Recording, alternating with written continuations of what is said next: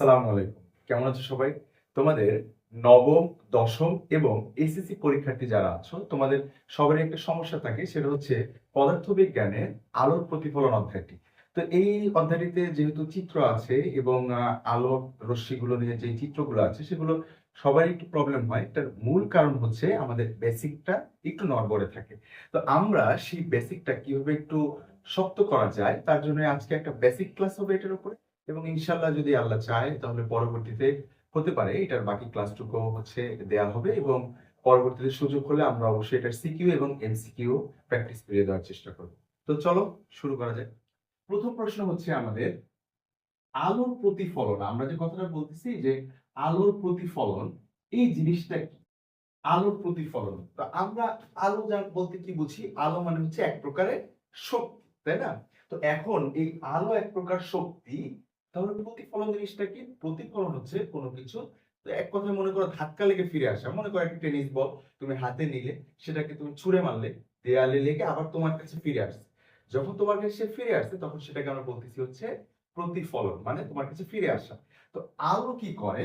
আলো যখন, এইটা একটা মাধ্যম, মনে করো এটা একটা মাধ্যম, তো এক মাধ্যম থেকে আলো যখন অন্য মাধ্যমে যাওয়া শুরু করে তখন আলোক রশ্মিগুলো এই মাধ্যমের যে বিভেদ তল থাকে সেটাতে বাধাপ্রাপ্ত হয়ে আবার যদি পুনরায় এই একই মাধ্যমে ফিরে আসে তখন আমরা তাকে বলি হচ্ছে আলোর প্রতিফলন। যে কি, আলো এক মাধ্যম থেকে যখন অন্য মাধ্যমে যাওয়ার সময় বিভেদ তল, এই দুই মাধ্যমের বিভেদ তলে বাধাপ্রাপ্ত হয়ে পুনরায় এই মাধ্যমে আবার ফিরে আসে, তখন তাকে আমরা বলতেছি কি আলোর প্রতিফলন। এখন প্রশ্ন হচ্ছে যে বিভেদ তল এই জিনিসটা আবার কি?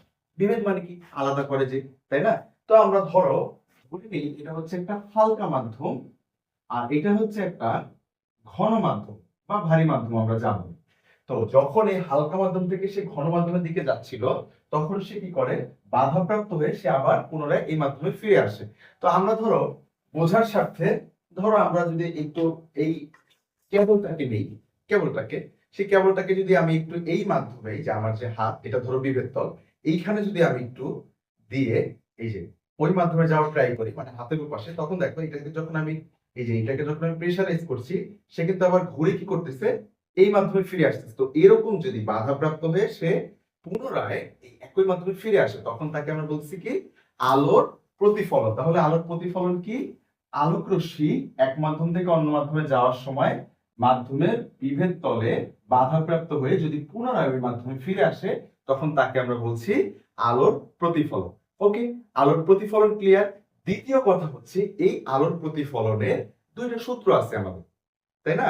অলরেডি আমরা সেই সূত্র সম্পর্কে মোটামুটি একটু আইডিয়া নিয়ে ফেলেছি। কিভাবে নিয়ে ফেলেছি সেটা হচ্ছে, যেই রশ্মি, মনে রাখবো, যেই রশ্মি আইসা পড়তেছে, এই যে তীর চিহ্ন দিয়ে আমরা কি বুঝতেছি এখানে এই রশ্মিটা এসে পড়তেছে, তো যেই রশ্মি আইসা পড়তেছে তাকে আমরা বলবো হচ্ছে আপতিত রশ্মি, মানে সে আইসা পড়ছে, তাই না? আপতিত রশ্মি। আর যেই রশ্মিটা প্রতিফলিত হয়ে যাচ্ছে তাকে আমরা বলবো হচ্ছে প্রতিফলিত রশ্মি। তাহলে যেই রশ্মিটা আইসা পড়ে, মানে আইসা বিভেদতলের উপর পড়তেছে তাকে আমরা বলছি কি আপতিত রশ্মি। আর যে রশ্মিটা ধাক্কা লেগে বাধাপ্রাপ্ত হয়ে আবার ফিরে যাচ্ছে তাকে আমরা বলি কি প্রতিফলিত রশ্মি। এবং এই রশ্মি দুইটার মাঝখানে একটা লম্ব থাকে, যেই লম্বটাকে আমরা বলি হচ্ছে অভিলম্ব। অভিলম্ব, ঠিক আছে? তাহলে আমরা বললাম কি আপতিত রশ্মি, প্রতিফলিত রশ্মি, আর মাঝখানে এটাকে আমরা বলতেছি হচ্ছে কি অভিলম্ব, ঠিক আছে? আচ্ছা, তো এখন আমাদের এই আপতিত রশ্মি, প্রতিফলিত রশ্মি আর অভিলম্ব, দেখো তো এটার নাম কি বলেছিলাম মনে আছে? এটার নাম বলেছিলাম হচ্ছে বিভেদ তল, তাই না? তাহলে আমরা কি বললাম? দেখো আপতিত রশ্মি, প্রতিফলিত রশ্মি এবং অভিলম্ব বিভেদ তলের উপরে একই বিন্দুতে অবস্থান করে। শেষ, এটাই হচ্ছে আমার প্রথম প্রথম সূত্র। তাহলে এই আলোক প্রতিফলনের প্রথম সূত্রটা কি? প্রথম সূত্রটা কি বলো?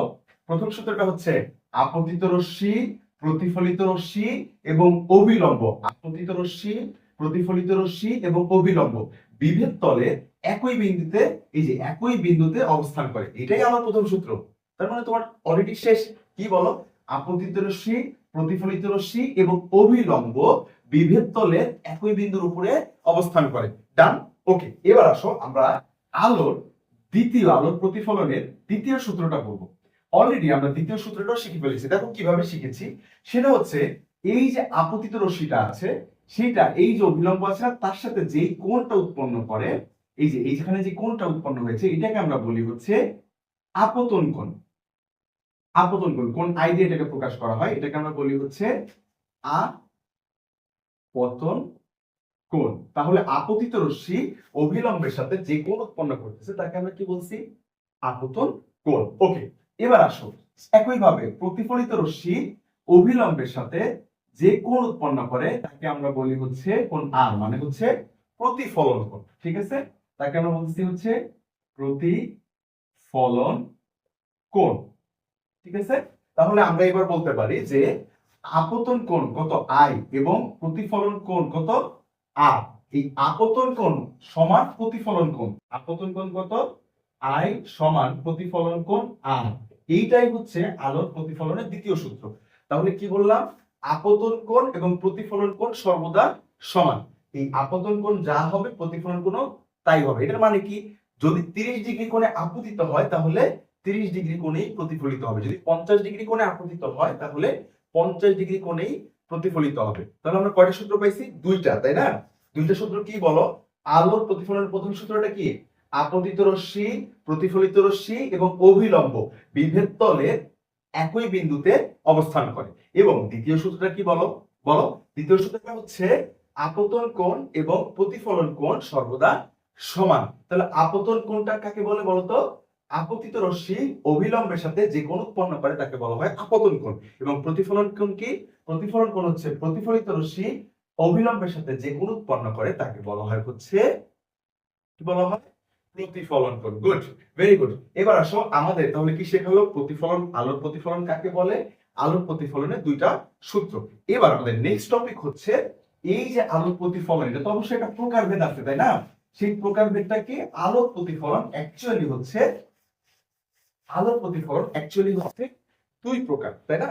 একটা হচ্ছে আলোর প্রতিফলন কয় প্রকার, দুই প্রকার। ওকে, একটা হচ্ছে নিয়মিত প্রতিফলন, নিয়মিত প্রতিফলন, আর একটা হচ্ছে অনিয়মিত বা ব্যক্ত প্রতিফলন, অনিয়মিত বা ব্যক্ত প্রতিফলন। এবার আসো নিয়মিতর ক্ষেত্রে আমরা মনে রাখবো এখানে মসৃণ তল থাকে, আর ব্যক্তর ক্ষেত্রে মনে রাখবো এখানে অমসৃণ তল থাকে, অমসৃণ তল থাকে। হ্যাঁ, এখন আসো মসৃণ তল আর অমসৃণ তল কি, এটা আবার কি জিনিস, তাই না? আচ্ছা, তাহলে আমরা আগে একটু যদি ট্রাই করি, সেটা হচ্ছে চিন্তা করো এইখানে একটা মসৃণ তল আছে, তাহলে আমরা একটা মসৃণ তল নিলাম, মসৃণ তল। ওকে, এইখানে একগুচ্ছ আলোক রশ্মি আপতিত হয়েছে। গুচ্ছ মানে কি বুঝি, এই গুচ্ছ মানে কিন্তু আবার ওই যে জগন্নাথ বিশ্ববিদ্যালয়, তারপরে ওই যে আরো যে বিশ্ববিদ্যালয়গুলো একত্রিত পরীক্ষা দেয় ওইটা না কিন্তু। হ্যাঁ, গুচ্ছ মানে কি, আটি, বাজার থেকে যে শাক নিয়ে আসি না, সেই শাকের আটির মতো, তাই না? একগুচ্ছ আলোক রশ্মি সমান্তরালে আপতিত হওয়ার পরে, তাই না, এখানে তো সবাই সমান্তরাল ভাবে আপতিত হচ্ছে, একগুচ্ছ আলোক রশ্মি সমান্তরাল ভাবে আপতিত হওয়ার পরে কোথায় আপতিত হয়েছে বলো, মসৃণ তলে, তাই না? কোন মসৃণ তলে একগুচ্ছ আলোক রশ্মি সমান্তরালে আপতিত হওয়ার পরে যদি সমান্তরালেই প্রতিফলিত হয়, তার মানে প্রতিফলিত হওয়ার যে রশ্মিগুলো আছে তারাও কিসে থাকবে, সমান্তরালে থাকবে। তাহলে একগুচ্ছ আলোক রশ্মি সমান্তরাল ভাবে আপতিত হওয়ার পরে যদি সমান্তরাল ভাবে প্রতিফলিত হয় তাহলে তাকে আমরা বলবো হচ্ছে কি, আলোর নিয়মিত প্রতিফলন। ঠিক আছে, তাহলে কি বললাম, কথাটা কি হবে, সমান্তরাল, তাই না? সমান্তরাল। তাহলে একটু খেয়াল করে দেখো এইখানেও সমান্তরাল ভাবে আপতিত হয়েছে, সমান্তরাল ভাবে প্রতিফলিত হয়েছে। এখন প্রশ্ন হচ্ছে সমান্তরাল এটা আবার কি জিনিস, তাই না? একটু খেয়াল করো, এখানে আমি যে দুইটা মার্কার পেন ধরেছি তাদের এই মাথার এবং এই মাথার দুই প্রান্তের দূরত্ব, এই যে দুই প্রান্তের দূরত্ব মানে প্রতিটা বিন্দুর দূরত্ব যখন সমান থাকে তখন তাদেরকে আমরা বলি হচ্ছে সমান্তরাল। সেটা এরকম হতে পারে, এরকম হতে পারে, এরকম হতে পারে, যেইভাবে থাক ফ্যাক্ট না সেটা সমান্তরাল। বাট আমি যদি এইভাবে ধরি তখন সে সমান্তরাল, যদি এইভাবে ধরি সে সমান্তরাল। সমান্তরাল মানে কি, তাদের প্রতিটা বিন্দুর দূরত্ব কি সমান থাকবে, তাই না? তো এখন আমরা যেটা বলতেছিলাম, তাহলে কি আপতিত হয়েছে কিভাবে, সমান্তরাল ভাবে, এবং প্রতিফলনের পরেও কি তারা সমান্তরাল থাকছে, এই জন্য তাদেরকে আমরা কি বলছি, আলোর নিয়মিত প্রতিফলন। এবার মনে করো একটা তল আছে যেটা হচ্ছে কেমন, একটু অমসৃণ তল, একটু বাঁকা, তাই না? সেখানে একগুচ্ছ আলোক রশ্মি সমান্তরাল ভাবে আপতিত হয়েছে, সমান্তরাল ভাবে আপতিত হয়েছে। এবার সমান্তরাল ভাবে আপতিত হওয়ার পরে, সমান্তরাল ভাবে আপতিত হওয়ার পরে তারা প্রতিফলিত হবে অবশ্যই, তাই না? তো সমান্তরাল ভাবে দেখো, এইটা একটু নিচে পড়ছে, এটা গেছে এদিকে, এটা একটু উঁচু করছে, এটা গেছে এদিকে, এটা একটু এদিকে পড়ছে, সে গেল এদিকে। দেখো তো সমান্তরাল ভাবে আপতিত হওয়ার পরে তারা তিনজন কি সমান্তরাল আছে? নাই। তাহলে সমান্তরাল ভাবে আপতিত হয় কোন অমসৃণ তলে একগুচ্ছ আলোক রশ্মি সমান্তরাল ভাবে আপতিত হয়, কিন্তু অসমান্তরাল ভাবে যদি প্রতিফলিত হয়, তাই না? অসমান্তরাল ভাবে যদি প্রতিফলিত হয় তখন তাদেরকে আমরা বলবো কি? আলোর অনিয়মিত প্রতিফলন বা ব্যক্ত প্রতিফলন। ঠিক আছে, তাহলে আমরা কি বললাম যে একগুচ্ছ আলোক রশ্মি অমসৃণ তলে, একগুচ্ছ আলোক রশ্মি অমসৃণ তলে আপতিত হওয়ার পরে প্রতিফলন করে কি যদি অসমান্তরালভাবে প্রতিফলিত হয় তাহলে তাদেরকে আমরা বলবো কি? আলোর ব্যক্ত প্রতিফলন। তাহলে আমরা এখান থেকে কি শিখলাম? আলোর প্রতিফলন দুই প্রকার, কি কি? একটা হচ্ছে আলোর নিয়মিত প্রতিফলন, আর একটা হচ্ছে আলোর অনিয়মিত প্রতিফলন। ওকে, নিয়মিত প্রতিফলনের মধ্যে আমরা কি পেলাম বলো? একগুচ্ছ আলোক রশ্মি সমান্তরালভাবে আপতিত হওয়ার পর কোথায় আপতিত হয়েছে? মসৃণ তলে। প্রতিফলনের পরে যদি তারা সমান্তরাল থাকে তাদেরকে আমরা বলবো কি? আলোর নিয়মিত প্রতিফলন। আর প্রতিফলনের পরে যদি অমসৃণ তল হওয়ার কারণে প্রতিফলনের পরে যদি তারা কি হয়? সমান্তরাল না থাকে তাহলে তাদেরকে আমরা বলবো আলোর অনিয়মিত প্রতিফলন বা ব্যক্ত প্রতিফলন। ওকে, এবার আসো আমাদের নেক্সট যে টপিকটা আছে সেটা হচ্ছে, আমরা তো এখান থেকে মোটামুটি কি শিখলাম? আলোর প্রতিফলন কাকে বলে, কত প্রকার, এবং আলোর দুইটা সূত্র। এখন আমাদের নেক্সট টপিকটা হবে হচ্ছে দর্পণ। এখন দর্পণ কি? দর্পণ হচ্ছে মিরর। মিরর কোনটা? যেটার সামনে তুমি দাঁড়ায় দাঁড়ায় ডেইলি দেখো যে তোমাকে কত সুন্দর লাগতেছে, সেটা হচ্ছে অ্যাকচুয়ালি দর্পণ, তাই না?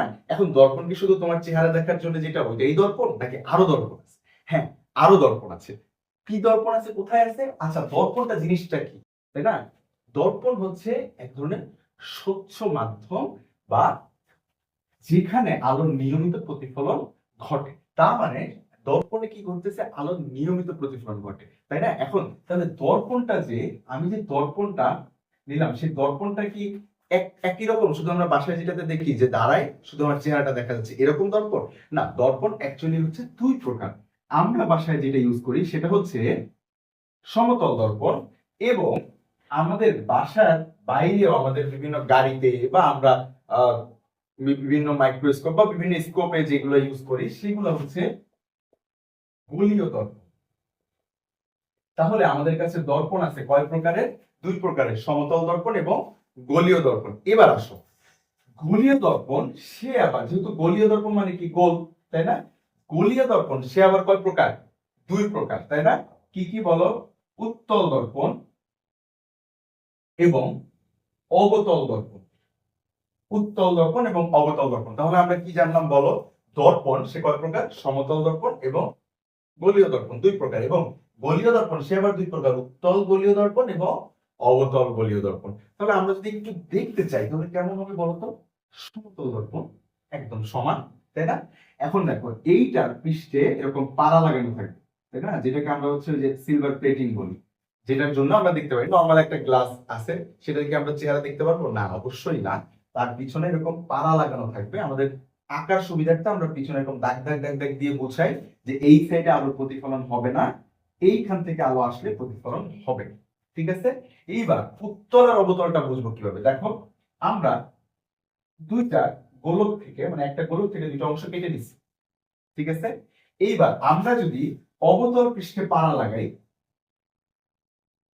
সেটা হবে উত্তল দর্পণ, এবং যদি উত্তল পৃষ্ঠে পাড়া লাগাই তাহলে সেটা হবে অবতল দর্পণ। কারণ কি বলো? এইখানে আমাদের প্রতিফলনটা ঘটবে কোন সাইডে বলো? উত্তল সাইডে প্রতিফলন ঘটবে, তাই না?